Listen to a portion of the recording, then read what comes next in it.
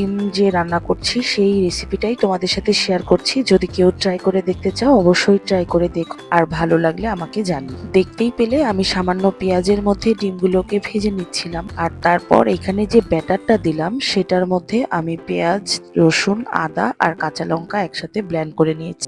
সেই ব্লেন্ডগুলোই আমি এখানে দিয়ে দিলাম। এখন ডিম সমেত সেটাকে এখন ভালো করে কষিয়ে নেব। আর এই মশলাতে অবশ্যই একটু লবণ দিয়ে দিয়েছি, আর কিছুই দেইনি তেমন।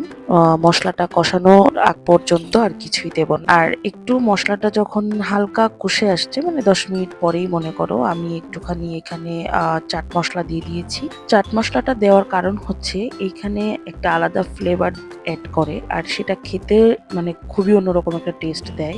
আমি এখানে গোটা লঙ্কা দিয়ে দিলাম, আর গোটা লঙ্কাটা দিয়ে দেওয়ার পর আমার এই রান্নার টেস্ট কিন্তু আরো বেড়ে যাবে। তো চলো আমার ছোটবেলার গল্পগুলো তোমাদের সাথে আজকে করি।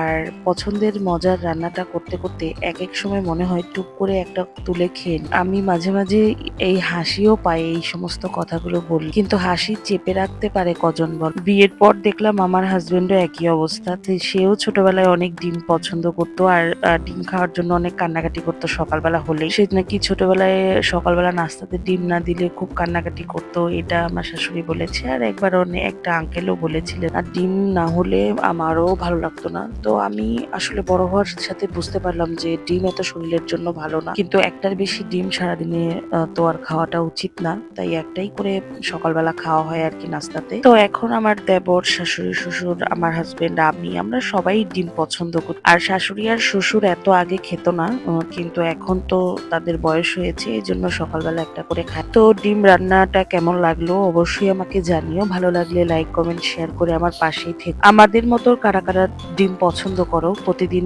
একটা করে হলেও খেতে ভালোবাসো, তারাও